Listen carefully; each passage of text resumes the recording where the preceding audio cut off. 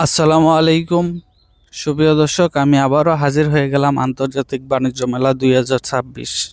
মেলা কিন্তু অন্যান্য বছর থেকে একটু গুছালো লাগছে আমার কাছে। আজকে 9 তারিখ বয়সটা দেওয়া হচ্ছে, আর কালকে 8 তারিখ রাত্রে আমি ভিডিওটা করেছি। ব্লগ বি, হল বি, তার ভিতরে আমি আপনাদেরকে দেখাবো। আজকে শুক্রবার, ইনশাল্লাহ মেলা কিন্তু আজকে থেকেই ভালো করে জমবে। আর এতদিন ওই রকম ভাবে জমেনি, আশা করি আজকেই রেকর্ড পরিমাণ দর্শক হবে। আর আমি আগের ভিডিওতে বলেছি, অনেক জায়গায় দেখলাম প্রচার করা হচ্ছে গুলিস্তান মানের পণ্য, তারপরে হচ্ছে চকবাজারের পণ্য। বা আমার কথা হচ্ছে, পণ্য গুলিস্তানের চকবাজারের এটা তো এবছরই আসেনি।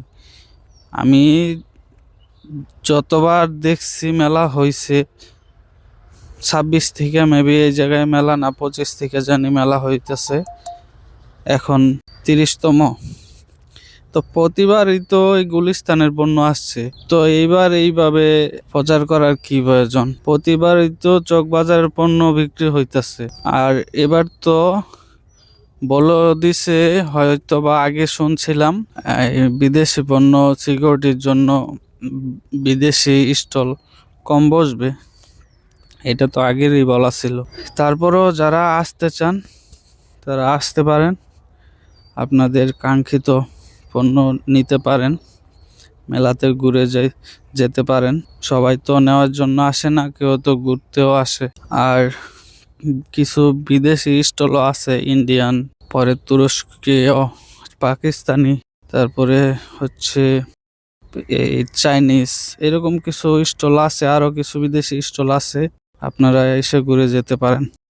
আর আমি ফার্নিচারের ভিডিও করে নিয়ে আসছি, আপনাদেরকে ওই ভিডিওগুলো দেওয়া হবে, আমার চ্যানেলের সাথেই থাকবেন।